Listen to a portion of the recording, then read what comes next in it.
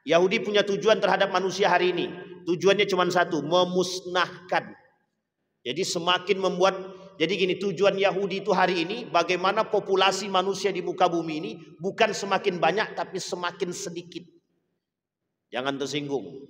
Saya tak katakan program KB itu bagian daripada itu. Tapi saya mengatakan salah satu sarana untuk membuat semakin sedikitnya generasi, program itu KB. Program KB itu kan membuat meminimalisir keluarga itu. Cukup 2 saja. Kalau mati 1, tinggal 1. Kalau mati dua-duanya habis. Makin hari habis. Bahkan uniknya lagi program yang lain ada namanya child free. Child free. Menikah tapi tak pengen punya anak. Nah, ini Bapak Ibu perlu paham. Karena memang child free ini program. Program kaum-kaum liberal itu, orang-orang Yahudi untuk merusak pola pikir kita.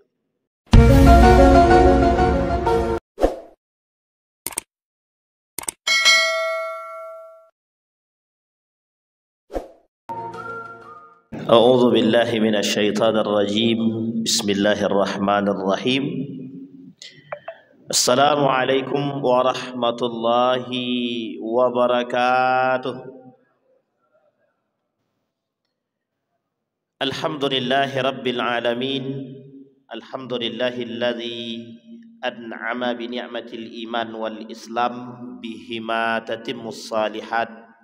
Ashhadu an la ilaha illallah wahdahu la syarika lah wa ashhadu anna Muhammadan abduhu wa rasuluh la nabiyya ba'd. Allahumma salli wa sallim wa barik ala hadzal nabiyil karim. Allahumma salli ala Muhammad wa ala ali Muhammad fil alamin innaka Hamidum Majid. Ya ayyuhan nasu ittaqu rabbakum alladzi khalaqakum min nafsin wahidah wa khalaqa minha zawjaha wa batha minhuma rijalan katsiran wa nisaa'a wattaqullaha alladzi tasaaluna bihi wal arham innallaha kana 'alaikum raqiba. Wa qala Allah ta'ala ya ayyuhalladzina amanu ittaqullaha wa qulu qawlan sadida yuslih lakum a'malakum wa yaghfir lakum dhunubakum wa may yuti'illaha wa rasulahu faqad faza fawzan 'azima. Puji syukur kehadirat Allah dengan mengucapkan alhamdulillahirabbil alamin. Bersalawat kepada Nabi dengan mengucapkan Allahumma salli ala Muhammad wa ala ali Muhammad fil alamin innaka Hamidum Majid. Bapak Ibu sekalian yang berbahagia, mudah-mudahan di subuh hari ini Allah limpahkan rahmat dan karunia-Nya kepada kita semua. Allah berkahi hidup kita, Allah jadikan anak-anak yang saleh dan salihah. Allah anugerahkan keluarga yang sakinah mawaddah warahmah. Untuk orang tua kita yang telah mendahului kita, Allah tempatkan di tempat terbaik di sisinya, Allah terima amal ibadahnya. Kemudian Allah kumpulkan bersama orang-orang yang saleh. Untuk orang tua kita yang masih hidup, Allah sehatkan, Allah kuatkan, Allah berkahi, Allah luaskan rezeki. InsyaAllah kita semua yang hadir husnul khatimah dan istiqamah. Amin ya rabbal alamin. Berkata baginda Nabi Muhammad sallallahu alaihi wasallam, kata Nabi, innallaha la yaqbidul ilma intiza'an yantazi'uhu minal ibadi walakin yaqbidul ilma yaqbidu kaqabdil ulama hatta idza lam yubqi aliman ittakhadhan nasu ru'usan juhalan fasu'ilu fa'afqaw aw fa'aftau bighairi ilmin fadallu wa adallu. Kata Nabi dalam satu hadis, cara Allah mengangkat ilmu di akhir zaman itu biqabdil ulama, dengan menahan atau mengangkat orang-orang alim. Di dalam hadis yang diriwayatkan oleh Imam Ahmad ibn Hanbal, begitu juga di dalam kitab Sunan Ad-Darimi, kemudian juga dalam Sunan Abi Daud, ada pembahasan khusus judulnya fitan. Fitan. Fitan itu artinya jamak daripada fitnah. Fitnatun, fitnatani, fitanun. Fitnah, fitnah, fitnah. Di masa yang penuh fitnah yang disampaikan oleh Nabi dalam hadis tersebut. Ketika baginda Nabi Muhammad SAW lahir, di dalam kitab Armageddon dituliskan bahwa salah satu tanda datangnya akhir zaman adalah dengan lahirnya baginda Nabi Muhammad SAW. Wafatnya Nabi, nubuatnya Nabi, diangkatnya Nabi menjadi Nabi, dan meninggalnya Nabi masuk dalam salah satu tanda-tanda akhir zaman. Sehingga disandarkan kepada Nabi bahwa Nabi Muhammad SAW Nabi akhir zaman. Ini kenapa bahasa nubuat yang disampaikan kepada Nabi tadi, kok Nabi ini Nabi akhir zaman? Karena semua persoalan-persoalan itu yang kelak kata Nabi 1400 tahun yang lalu, apa yang disampaikan oleh Nabi menjadi sebuah bukti dan kenyataan. Taruhlah Nabi berkata di dalam hadis yang lain, taqarabuz zaman, kata Nabi. Salah satu tanda akhir zaman itu, waktu itu semakin dekat. 1 tahun serasa 1 bulan. 1 bulan terasa 1 pekan. 1 pekan terasa 1 hari. Dan 1 hari itu tak terasa. Kok dah mau hari Ahad aja? Padahal baru hari Ahad yang kemarin. Ini bukan praduga. Ini bukan prasangka. Tapi memang kata Nabi, yataqarabuz zaman. Waktu itu akan terasa semakin dekat dan semakin cepat, seolah-olah berjalan dengan cepat. Di dalam persoalan-persoalan ini, menukil dari pernyataan Ustaz Hadi Hidayat, setidaknya kata Ustaz Hadi Hidayat ada 5 karakter tanda akhir zaman yang kalau 5 tanda ini muncul di antara sekian banyak tanda, kalau 5 tanda ini muncul, maka bersiaplah bahwa Anda berada di akhir zaman, atau bukan persoalan akhir zamannya. Kalau itu terjadi dalam 5 perkara, yang pertama, apa yang Anda buat, Anda bersikap seperti apa, dan Anda posisinya di mana, di tahun apa, seperti apa. Nah, ini poin penting yang untuk kita sampaikan. Ini bukan persoalan akhir zamannya. Dan jangan cari tahu tentang akhir zaman, kapan datangnya, waktunya, nggak usah cari tahu. Yang perlu kita cari tahu adalah Anda harus seperti apa, berada di tahun seperti apa, kondisinya seperti apa sikap yang harus kita buat sebagai seorang mukmin. Karena kalau kita kaji tanggalnya, kalau kita kaji hadisnya, kejadian yang dikatakan oleh Nabi pasti akan terjadi, nggak bisa dihindarkan. Itu sudah pasti, Pak. Kata Nabi, kata Ustaz Hadi Hidayat mencoba merangkum dari Sunan Abi Daud dan Ibnu Majah itu dalam kitab, dalam bab Al-Fitan itu menjadi 5. Padahal banyak, tapi beliau rangkum jadi 5 setidaknya, kata beliau. Di dalam poin yang 5 tadi, ada satu pernyataan di dalam Al-Quran yang harus kita imani. Inna sa'ata atiyatun la raiba fih. Kiamat itu pasti datang tanpa ada keraguan. Hanya saja kita butuh tanda-tanda. Kenapa Allah turunkan tanda-tanda kiamat kepada kita? Biar kita ini siap, biar kita ini bersiap. Tapi kalau tak bersiap bagaimana? Ada 2 kemungkinan. Mata 'alal kufri, amma 'alal musyrikin, amma 'alal munafiqin wal fasiqin.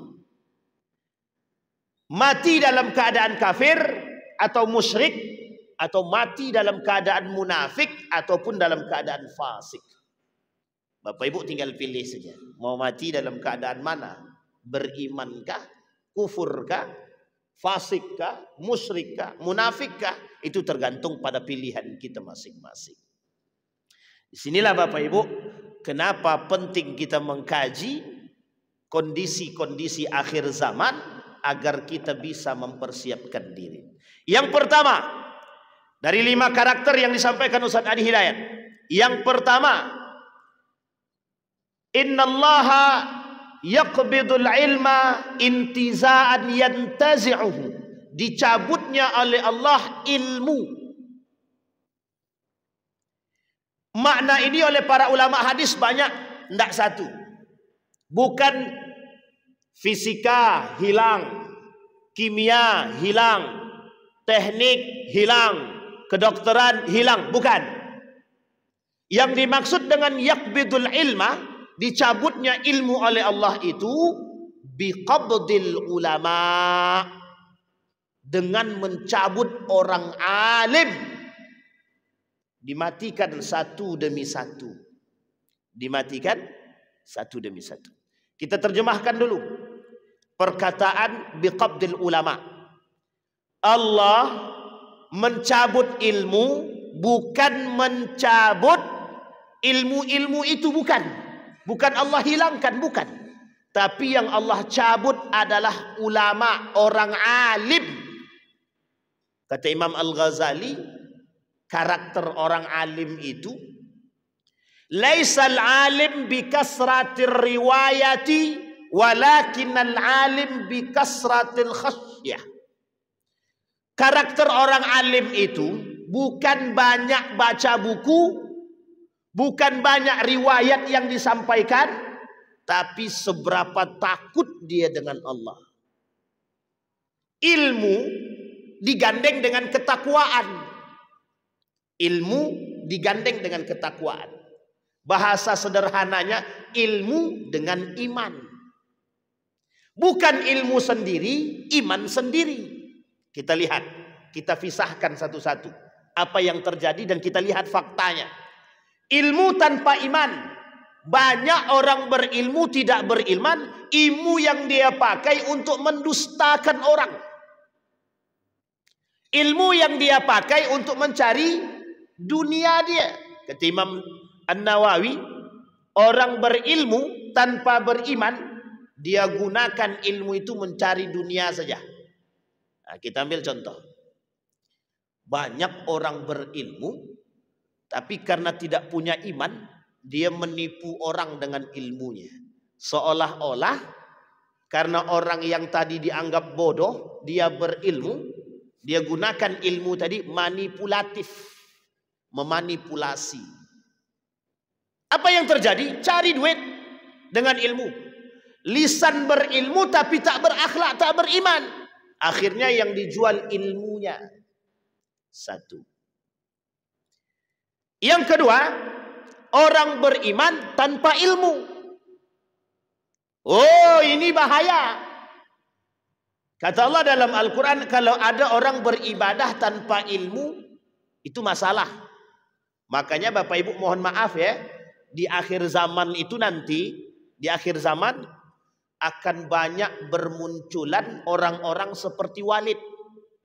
Walid Dewi. Bapak Ibu kan sering nonton tuh, lewat tuh. Itu bukan cerita Pak, itu bukan fiktif, nyata. Apalagi di negara Republik Indonesia ini Pak, banyak aliran sesat itu, banyak. Itu karena apa? Tidak punya ilmu, tidak punya iman juga. Atau kadang-kadang beribadah tanpa ada ilmunya.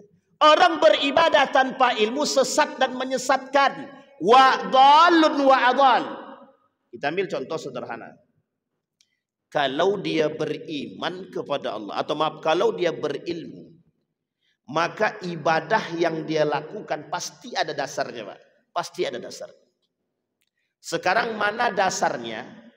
Seorang pemimpin majelis laki-laki boleh mencium istri orang. Cari dalilnya Pak. Kalau ada dalilnya kita lakukan sama-sama. Tidak ada Pak. Jangankan hadisnya lemah, palsu pun tak ada. Karena hukumnya haram. Berpegangan tangan laki-laki dan perempuan saja haram.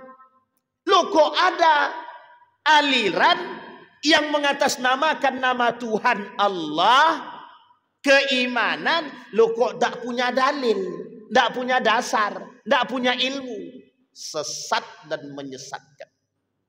Ini saya kasih tahu, saya bocorkan sama Bapak Ibu. Dulu Bapak Ibu, di salah satu daerah di Indonesia ini, ada orang, ada kelompok sholat tanpa sehelai benang pun. Cari dalilnya. Jangan, tidak usah yang sahih, yang palsu saja cari. Di mana dalilnya orang sholat tanpa sehelai benang pun? Coba bayangkan. Ini kalau kita kaji aliran sesat ini banyak Pak. Kami dah berapa kali keliling itu tentang aliran sesat. Oh, banyak yang komentarnya itu Pak. Karena memang itu yang terjadi. Sesat dan menyesatkan. Dhalun wa'adun. Makanya perlu digandeng. Ilmu dengan iman ini harus. Orang berilmu tanpa iman bablas Pak. Bablas. Kata Nabi dalam hadis, kata Allah dalam Al-Quran begini. Wa minan nasi may yu'jibuka qawluhu fil hayatid dunya. Orang berilmu tapi tak beriman, lisannya ini seolah-olah bisa atau mampu membuat orang lain terhipnotis dengan kalimat dia, dengan bahasa dia. Betul apa salah? Kita tengok. Wih, dia saja yang bergelar profesor tidak sholat. Berarti tandanya itu ilmunya bagus. Tahu dia, itu yang kita ikut. Bergelar profesor mengatakan bahwa agama ini musuh negara. Di mana letaknya? Logikanya di mana? Profesor bergelar lulusan luar negeri, dia kata bahwa agama musuh negara. Itu kalau tak punya iman. Tapi uniknya pengikutnya banyak. Kita ambil contoh aliran sesat yang lain. Sebenarnya saya tak mau katakan ini aliran sesat, tapi bagian daripada kesesatan. Di mana ada kajian-kajian yang ada jogetnya, yang ada main rebananya, lebih penting jogetnya daripada kajiannya. Cari Pak, di mana dalilnya? Cari, di mana siapa yang pernah melakukan demikian? Boleh melakukan kajian, ketika kajian boleh joget, boleh bersentuh laki-laki perempuan, boleh bercampur aduk laki-laki dan perempuan. Dhalun wa adhal. Sesat dan menyesatkan. Tapi uniknya yang ikut banyak. Itu kalau ilmu dan iman dipisah. Intiza'an yantazi'uhu. Sekarang kita lihat bagaimana cara Nabi biqabdil ulama. Cara Allah mencabut ilmu tadi dengan mencabut para alim. Sekarang kita lihat bagaimana cara Allah mencabut orang alim itu.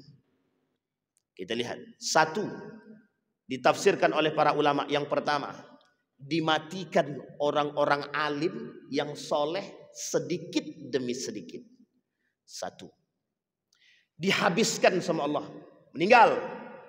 Si anu pakar meninggal.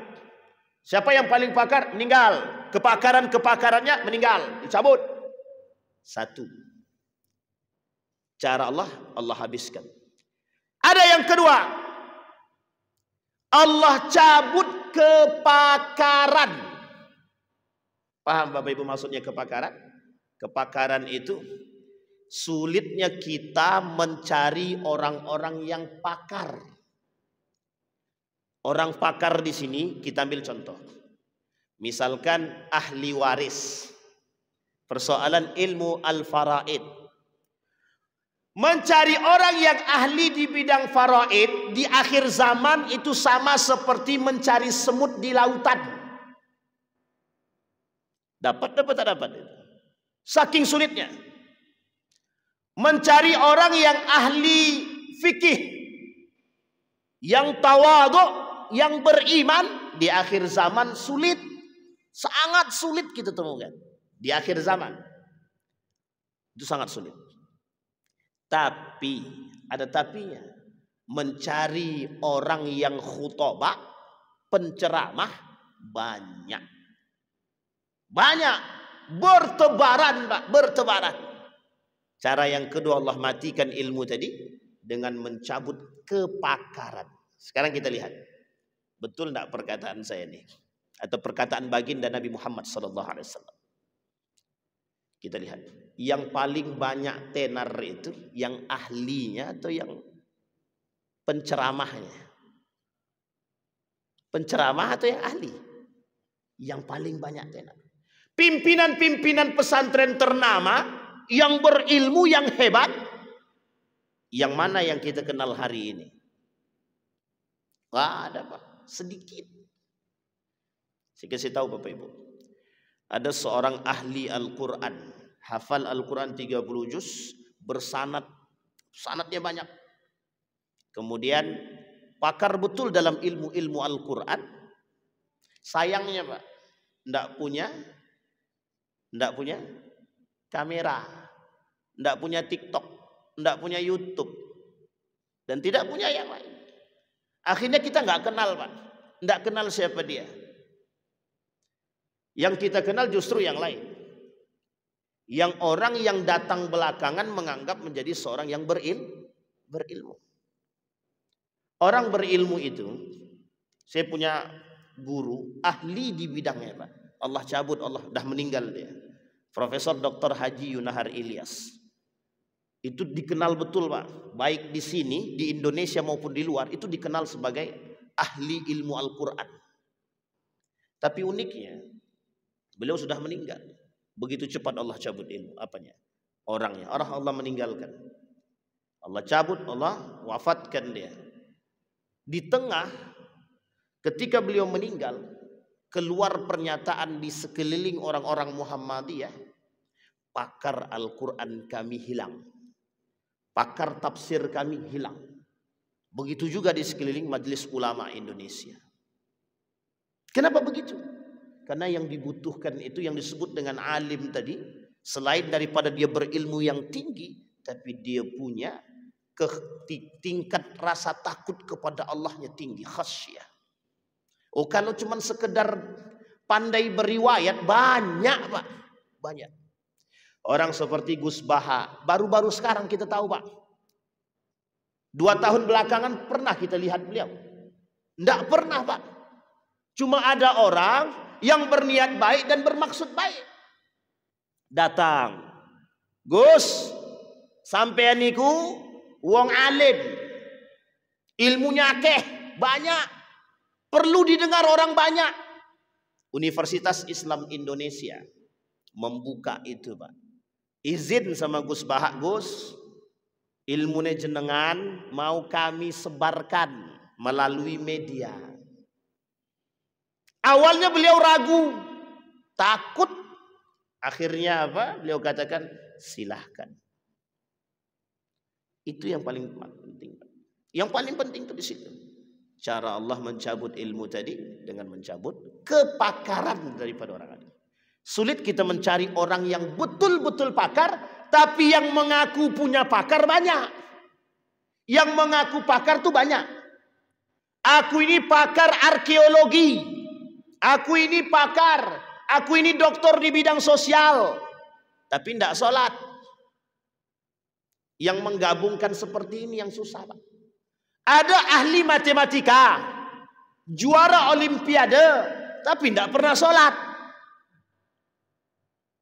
Itu gimana coba itu? Oh, dalam agama dia Ustadz, oh ya oke, kalau dia bukan agama Islam. Tapi kalau dia Muslim, kalau ada orang berilmu menomorduakan agama, berarti tandanya bukan orang alim. Orang berilmu yang nomorduakan agama bukan orang alim. Kita ini kenal Al-Farabi, Ibnu Sina. Ada buku, bukunya tebal segini Pak. Sekitar 2000 halaman. Kalau saya tak salah sekitar 2000 lebih halaman itu. Judul bukunya At-Tib. Artinya itu buku tentang kedokteran. Yang ngarang langsung Ibnu Sina. Kapan umat muslim baru tahu itu? Baru-baru ini Pak. Baru pada abad ke-20. Itu sudah masa siapa? Daulah Abbasiyah. Berapa jarak rentang waktu dari Daulah Abbasiyah sampai sekarang? Setelah Turki Utsmani runtuh, dihapusnya semua Pak, dibuangnya semua, dibakarnya semua. Kita tidak ada yang tahu Pak. Siapa yang kenal dengan Ibnu Khaldun? Ibnu Khaldun itu Pak, bapak sosialis. Bapak sosialis. Bukan Karl Marx yang didengar, yang dikenal oleh para ahli filsafat sekarang. Bukan. Ahli sosial itu bukan Karl Marx, tapi Ibnu Khaldun. Menulis buku judulnya Muqaddimah.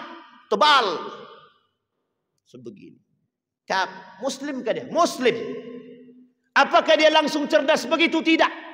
Apa landasan kecerdasan dia? Al-Quran. Agama nomor 1, ilmu yang lain mengikut. Ibnu Rushdi yang menulis buku Bidayatul Mujtahid wa Nihayatul Muqtasid yang dibaca di pondok-pondok. Perkiraan orang pondok, Ibnu Rushdi ini pakar Al-Quran, pakar fikih, bukan ahli fisika dan ahli kimia. Tapi sebelum dia jadi ahli fisika dan kimia, dia jadi ahli Al-Quran. Sekarang kuncinya di situ Pak. Dicabut. Loh kok bisa Allah cabut sekarang kepakaran? Dan bagaimana caranya? Cara Allah menghilangkan kepakaran itu, dimunculkanlah orang-orang munafik di tengah umat muslim yang mencoba memisahkan antara agama dengan ilmu, yang mencoba memisahkan agama dengan kehidupan, dengan politik dan lain sebagainya, dipisah. Sehingga mohon maaf, yang lahir ke muka bumi ini orang-orang yang lisannya afqah tapi imannya tak ada. Itu yang ditakutkan. Yang ketiga, cara Allah mencabut ilmu. Tadi dengan qabdul ulama, dan cara Allah mematikan ulama. Yang pertama dengan mematikan ulama, yang kedua dengan kepakarannya, yang ketiga tidak bisa didengar, sulit mengakses. Kita semua ini sulit mengakses mana orang-orang yang alim itu. Dan kita di akhir zaman sulit membedakan mana yang benar-benar alim soleh dan mana yang pura-pura soleh. Yang ditampakkan oleh media itu bukan orang yang beramal soleh, tapi beramal salah. Yang ditampakkan oleh media. Kita ambil contoh. Ada seorang yang dianggap alim, kemudian bagi-bagi uang, lempar-lempar sana, lempar sini. Misal ini contoh saja. Kira-kira dalam tradisi akhlaknya Nabi ada enggak begitu? Enggak ada Pak. Artinya perkataan Nabi pada poin yang pertama ini terbukti apa tidak? Terbukti. Kalau perkataan Nabi terbukti pada poin yang pertama, berarti Nabi betul apa salah? Nabi benar. Sekarang pertanyaannya, kita yakin enggak itu? Yakin. Di sini kita yakin. Tapi kita tetap ngikut enggak orang-orang seperti itu? Sebagian di antara kita masih ngikut. Dan uniknya, orang munafik masih kita kasih ruang untuk berbicara. Di tengah siapa? Di tengah umat muslim. Itu yang pertama. Sekarang kita masuk yang kedua. Tanda yang pertama tadi, biqabdil yaqbidul ilmah. Mencabut ilmu. Yang kedua, yang dicabut oleh Allah, yang kedua kata Allah, kata Nabi, banyaknya para pendusta, manipulatif, sanawatun khadda'at, masa-masa tipu daya. Yang kedua, kalian akan bertemu dengan satu masa kata Nabi, masa itu sanawatun khadda'at, masa-masa tipu daya. Ini saya tidak mau mengungkit-ungkit sebenarnya Pak. Tapi tanpa saya ungkit Bapak dah paham tuh pasti itu. Bapak Ibu mesti dah paham, dah lihat. Dunia ini tipu daya. Sekarang Bapak perhatikan di mana bisa mencari kebenaran. Benar salah, yang salah betul. Yang benar disalahkan, yang salah dibenarkan. Di mana kita mau cari yang benar? manusia manipulatif. Yang lahir di akhir zaman itu manusia-manusia manipulatif. Artinya apa itu Pak Ustaz? Banyak panduto. Banyak para pendusta. Bermuka dua dzal wajhain, bermuka dua. Banyak manusia-manusia pengkhianat. Kita ambil karakternya Pak. Na'udzubillahi tsumma na'udzubillah. Kita ambil karakter. Kita perhatikan. Saya ungkit sedikit persoalan Israel dan Palestina. Perhatikan Pak. Pembangkang, pengkhianat itu karakter siapa? Bani Israel. Berapa kali Allah sebutkan dalam Al-Quran? Berkali-kali. Pertanyaannya, sekarang muncul manusia yang melebihi daripada Israel. Kira-kira lebih parah enggak daripada Yahudi itu? Saya tidak mau ungkit lagi Pak. Nanti kalau kita ungkit ini panjang lebar lagi Pak. Panjang kali lebar kali tinggi. Tapi uniknya manusia tidak sadar Pak. Yang kita takutkan kita daripada bagian daripada pelaku kedustaan tersebut. Na'udzubillahi tsumma na'udzubillah. Sekarang Bapak Ibu lihat di mana permasalahan apa yang hampir tidak ada, yang hampir tidak ada kejujurannya. Hampir semua persoalan.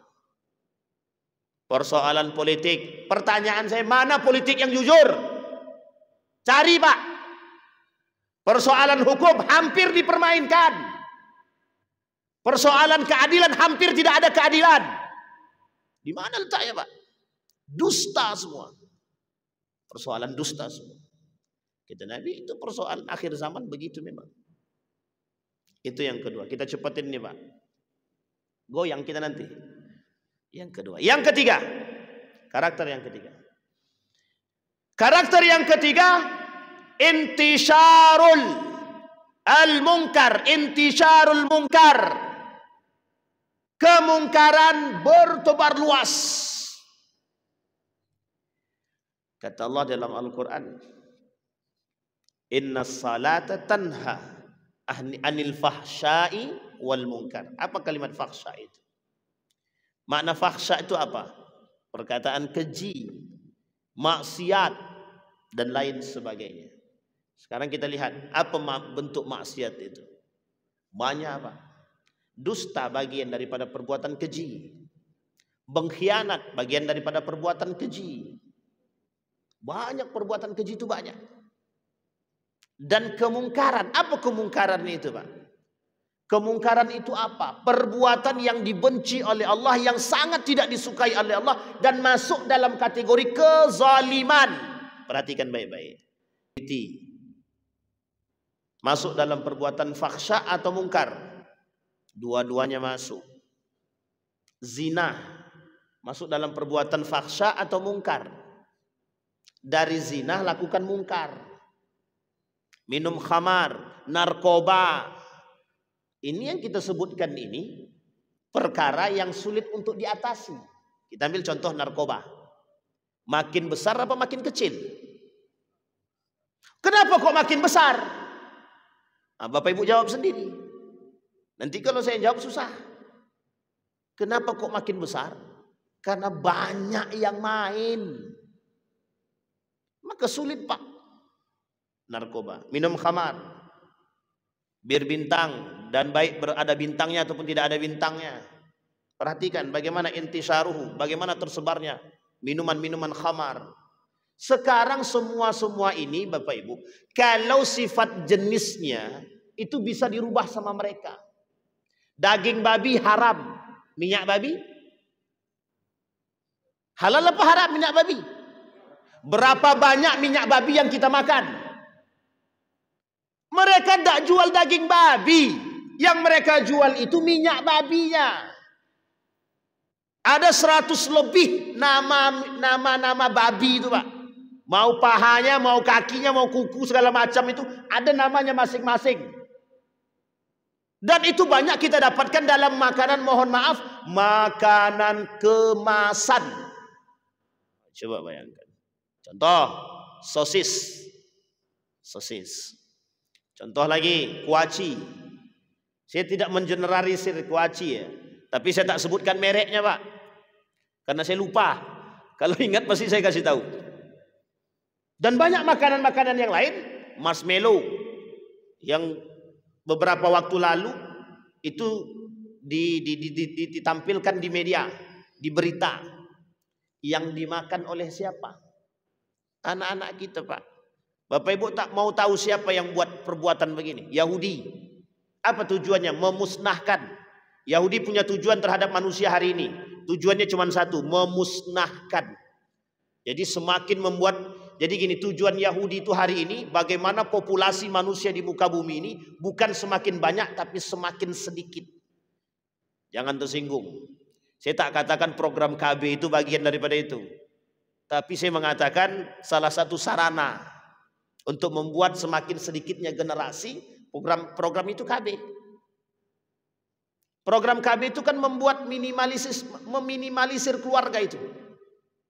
Cukup 2 saja. Kalau mati 1, tinggal 1. Kalau mati dua-duanya habis. Makin hari habis. Bahkan uniknya lagi program yang lain ada namanya child free. Child free. Menikah tapi tak pengen punya anak. Nah, ini Bapak Ibu perlu paham. Karena memang child free ini program kaum-kaum liberal itu, orang-orang Yahudi untuk merusak pola pikir kita. Nah, kembali kepada poin. Yang pertama tadi, apa caranya? Yaqbidul ilmah, mencabut ilmu. Kemudian setelah mencabut ilmu, terjadinya apa tadi? Kemaksiatan, kemungkaran. Yang ketiga, yang kedua tadi apa? Dusta, banyaknya orang dusta. Yang keempat, kata Nabi yang keempat itu, taqarabuz zaman, waktu semakin dekat, terasa semakin dekat saja waktu itu. Dan uniknya, dalam waktu yang semakin dekat ini diterjemahkan oleh para ulama, waktu semakin cepat, waktu semakin terasa dekat. Kata para ulama, terjadinya perubahan, revolusi. Sekarang ini poin berapa kita sekarang ini? Dulu ada namanya manusia milenium 2000. Nah, sekarang ini udah lewat gen Z itu. Gen A, gen alpha. Bapak Ibu tahu gen alpha itu? Kalau yang tua-tua saya yakin agak ragu sedikit. Tapi yang muda-muda mungkin. Kata Nabi, tanda yang keempat, semakin banyak dan semakin terasa. Waktu semakin dekat dan semakin cepat. Ulama berbicara begini. Kata para ulama, ditinjau lebih luas. Perkembangan teknologi. Perkembangan teknologi. Dulu orang mengenal guru cuma di sekolah. Sekarang tidak. Orang bisa mendengar, melihat guru di mana? Di YouTube, di TikTok, di Facebook, Instagram. Ini perubahan waktu. Pertanyaan saya adalah, kalau listrik mati, apa yang terjadi? Sekarang YouTube pakai internet enggak? Kartu. Dulu Pak, telepon selulernya itu pakai telepon rumah. Naik nih, canggih. Pakai handphone Nokia. Masih ingat ya Bapak Ibu ya? Nokia yang cuma bisa nelpon sama SMS. Oh, rebutan orang cari, beli Pak, bagus, beli.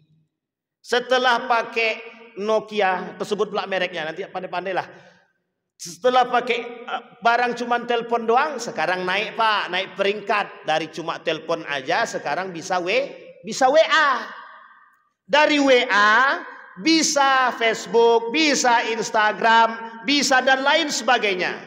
Bisa searching YouTube, bisa melihat di Google, bisa mencari, semua ada. Apa yang Bapak butuhkan ada semua. Saya sakit jantung, obat sakit jantung paling mujarab keluar Pak. Tidak perlu diketik pakai voice note. Keluar semua. Yang tadinya jauh Pak, kita mencari obat jauh, datang. Pesan sekarang, besok datang. Pakai apa? Kurir, online. Ada Shopee dan lain sebagainya. Tersebut juga namanya. Meskipun tidak disponsori. Sampai di sini paham Bapak Ibu? Waktu semakin cepat. Pertanyaannya adalah, apa yang kita butuhkan untuk mengakses itu? Kita butuh internet. Dari 3G. Kemudian naik dari 2G, 3G, 4G, 5G. Ntar lagi entah berapa G kita tidak tahu Pak. Mau 10G kayak segala macam. Perhatikan baik-baik yang ingin disampaikan oleh Nabi.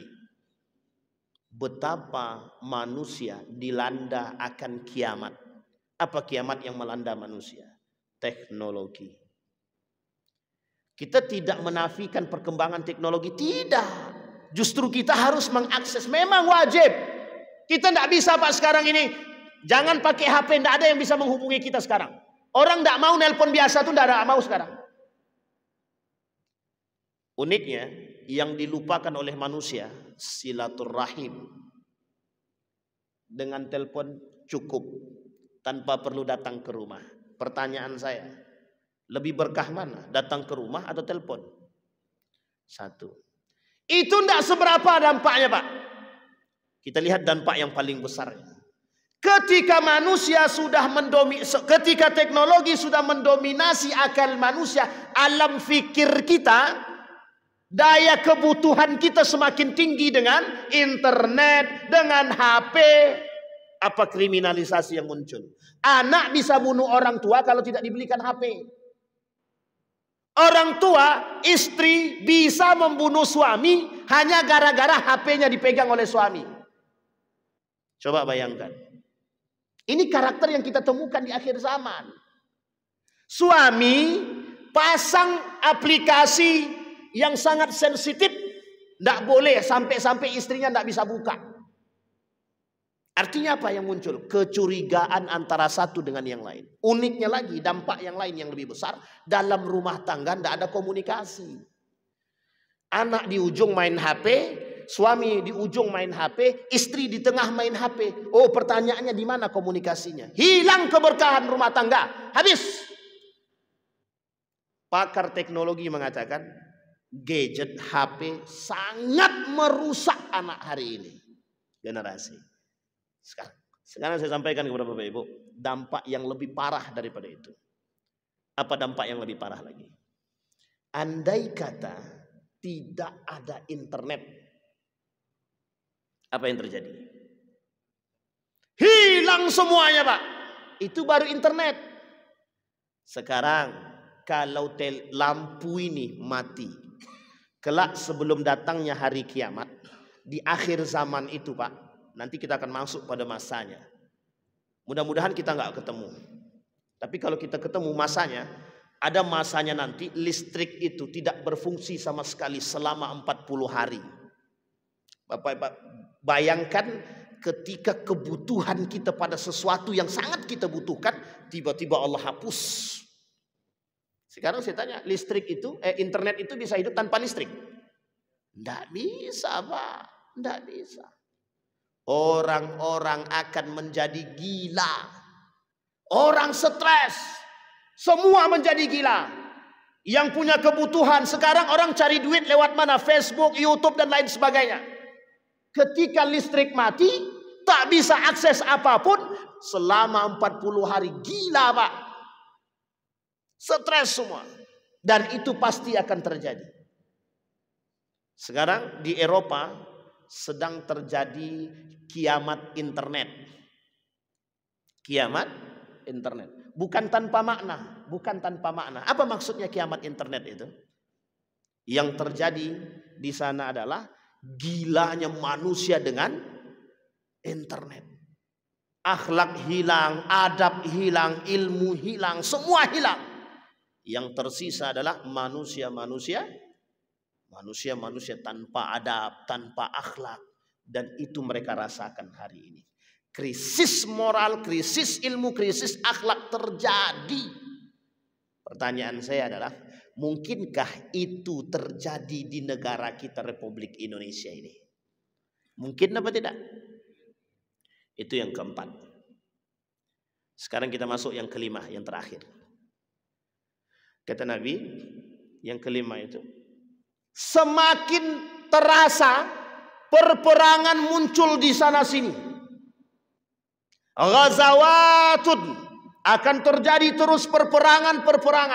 Satu tempat yang lain perang terus yang tiada henti. Gejolak yang tiada henti. Kalau kalian temukan itu kata Nabi, maka bersiaplah. Bersiaplah, persiapkan diri. Nah, sekarang kita lihat Bapak Ibu. Palestina, Israel.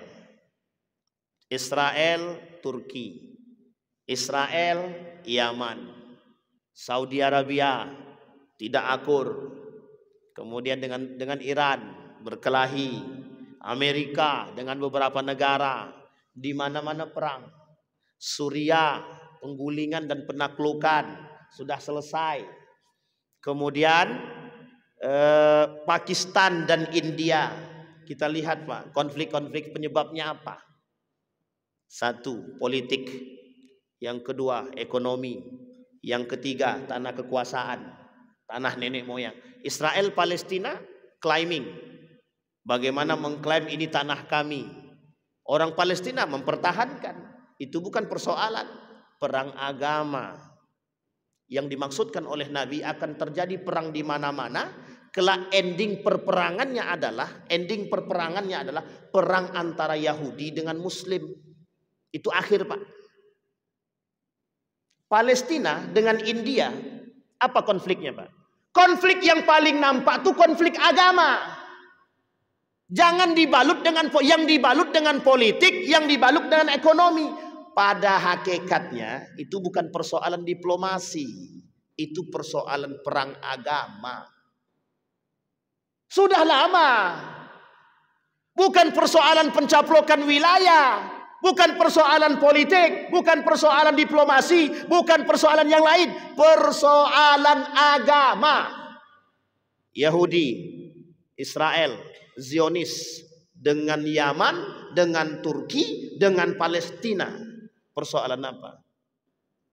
Persoalan bukan tempat tinggal, bukan tanah. Itu bagian daripada lainnya. Yang paling penting adalah perang agama. Dan kelak diakhiri perang semua ini Pak. Gejolak yang terjadi ini diakhiri dengan satu perang.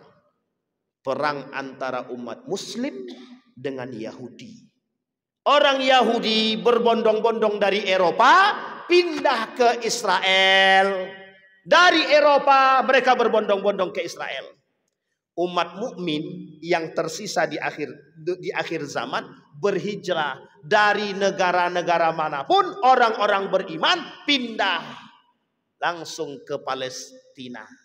Hijrah terakhirnya umat mukmin itu bukan Indonesia, bukan Saudi Arabia, tapi lebih ke Palestina. Di mana itu Bapak Ibu? Negeri Syam. Tahu Bapak Ibu Syam itu negerinya apa saja? Satu, Suriah, Damaskus, Palestina, Yerusalem dan lain sebagainya.